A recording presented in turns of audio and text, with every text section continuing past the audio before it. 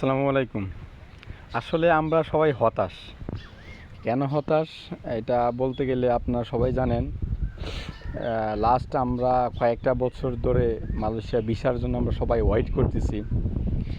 এখন আমাদের যে বর্তমান প্রশাসনে দায়িত্বে আছে বা নির্বাচিত সরকার বিএনপি সরকারের যে আপনার প্রবাসী কল্যাণমন্ত্রী, ওনার কথা শুনে আসলে আমরা রীতিমতো খুবই হতাশ। উনি গত কিছুদিন আগে আপনার বলছে গণমাধ্যমে যে দেখছেন আপনারা গতকালকে মালয়েশিয়া কলিং ওপেন হয়ে গেছে, ইনশাল্লাহ পর্যায়ক্রমিক আরও বাকি রাষ্ট্রগুলো সোর্স কান্ট্রিগুলো ওপেন হয়ে যাবে, এরকমভাবে বলছে সে। কিন্তু সে এরপরের দিনে একটা ইন্টারভিউতে বলছে যে মালয়েশিয়া এখনো ওপেন হয় নাই। তার এই দ্বিমুখী আচরণ বা দ্বিমুখী কথাই আসলে আমরা হতাশ। তারা বলতেছে কম টাকায় আমাদেরকে মালয়েশিয়া পাঠাবে, পর্যায়ক্রমিক কম টাকায় পাঠাবে।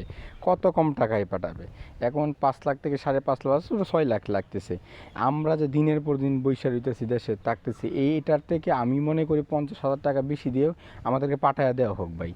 আর কত ভাই? এই আসলে মনে হয় আসলে এই কথা বলা ঠিক না। তারপর মনে হয় যে বাংলাদেশে জন্মগ্রহণ করে আমরা ভুল করছি, নাকি আমাদেরকে আসলে বাংলাদেশে জন্ম হয়ে আমাদের রাষ্ট্রের ভুল হয়েছে। এটা আমার আসলে মানে যুক্তিতে মিলে না বা আমরা বুঝতে পারি না।